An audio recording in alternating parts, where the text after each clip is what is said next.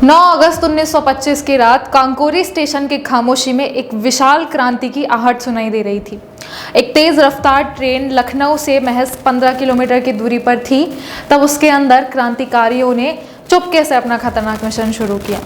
ऊंची मूंछों वाला एक आदमी खिड़की से बाहर झांकते हुए और एक टोपी वाला व्यक्ति चेन खींचते हुए इस ट्रेन को रोक देते हैं और अंग्रेजों के खजाने को लूट लेते हैं।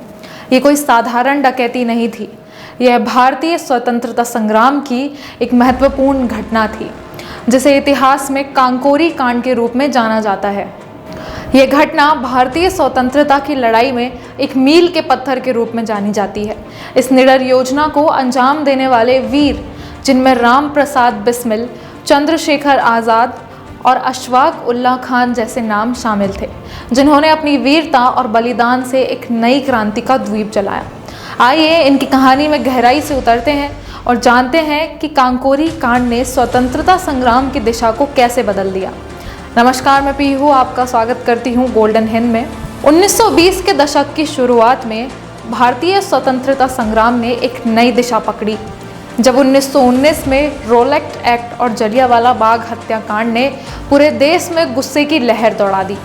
इसके जवाब में महात्मा गांधी ने नॉन कॉपरेशन यानी असहयोग आंदोलन शुरू किया, जिसने ब्रिटिश शासन को चुनौती दी। हालांकि फरवरी 1922 में चोरा चोरी कांड के बाद में गांधी जी ने आंदोलन को बंद कर दिया, जिससे पूरे देश में एक बार फिर निराशा की लहर जाग गई। इस निराशा के बीच 25 वर्षीय राम प्रसाद बिस्मिल ने भारत की स्वतंत्रता के लिए अकेले संघर्ष करने की ठान ली। बिस्मिल ने अपनी कविताओं और विचारों के माध्यम से क्रांति की चिंगारी भरी और उन्होंने हिंदुस्तान रिपब्लिक एसोसिएशन HRA का गठन किया, जिसमें भगत सिंह, चंद्रशेखर आज़ाद और सुखदेव जैसे महान क्रांतिकारी शामिल हुए। 1925 को शुरुआत में बिस्मिल और उनके साथी क्रांतिकारियों ने एक महत्वपूर्ण योजना बनाई और उनके अनुसार शाहजहांपुर से लखनऊ जाने वाली ट्रेन में एक बड़ी राशि का ट्रांसपोर्ट हो रहा था और उनका मकसद था कि इन पैसों को लूटकर ब्रिटिश राज की अर्थव्यवस्था को एक झटका दिया जाए। इन पैसों से वो हथियार खरीदे जाएं जो स्वतंत्रता संग्राम के लिए महत्वपूर्ण साबित हों। इस योजना के बाद में जब 9 अगस्त 1925 को वास्तव में शाहजहांपुर से पैसों से भरी ट्रेन रवाना हुई, तो ट्रेन में 10 क्रांतिकारी सवार हो गए और कांकोरी स्टेशन के पास ट्रेन के रुकते ही राजेंद्र लहरी ने चेन खींच दी, जिससे ट्रेन और धीमी हो गई। यह इशारा अभियान शुरू होने का था, जिसके बाद चंद्रशेखर आज़ाद और उनके साथी गार्ड की ओर बढ़े और अशफाक उल्लाह खान ने गार्ड की नज़रों में आकर उन्हें बेहोश कर दिया।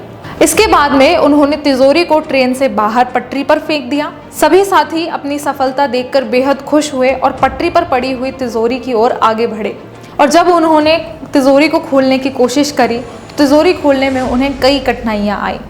लेकिन जब पटरी पर दूर से आती हुई एक मालगाड़ी को उन्होंने देखा तो तिजोरी खोलने में उन्हें आसानी से सफलता मिल गई। मालगाड़ी के आने से पहले ही क्रांतिकारियों ने तिजोरी का पैसा अपने कब्जे में ले लिया और अंधेरे में गायब हो गए। इस साहसिक डकैती की खबरें पूरे देश में फैल गई और ब्रिटिश सरकार के लिए ये एक बड़ा झटका था। ब्रिटिश सरकार ने इस घटना की जांच शुरू की और कांकोरी से कुछ सुराग मिले। बनवारी लाल नामक एक क्रांतिकारी की चादर ने उन्हें ट्रैक किया और बनवारी लाल की गिरफ्तारी ने क्रांतिकारियों के इस नेटवर्क को ब्रिटिश सरकार के आगे उजागर कर दिया। इसके बाद में राम प्रसाद बिस्मिल, अशफाक उल्लाह खान और राजेंद्र लहरी को फांसी की सज़ा सुना दी गई और अंग्रेज़ों ने सोचा था कि भारतीय इस घटना से डर जाएंगे। लेकिन इन क्रांतिकारियों की मौत ने भारत में एक नई आज़ादी की लहर दौड़ा दी, जिसके बाद चंद्रशेखर आज़ाद ने हिंदुस्तान पब्लिक संगठन का नेतृत्व संभाला और अंग्रेज़ों से लड़े, लोगों को आज़ादी के लिए उकसाया। लेकिन 27 फरवरी 1931 को अल्फ्रेड पार्क में मुठभेड़ में उनकी शहादत हो गई, जिसके बाद में भारत में फिर निराशा की लहर दौड़ उठी। जिसके बाद कांकोरी कांड ने भारतीय स्वतंत्रता संग्राम को एक नई दिशा दी और वीर क्रांतिकारियों की कुर्बानी ने भारतीय युवाओं में स्वतंत्रता की आग को प्रज्वलित किया। ये घटना आज भी हमारे इतिहास का महत्वपूर्ण हिस्सा है, जो हमें बलिदान और साहस की प्रेरणा देती है।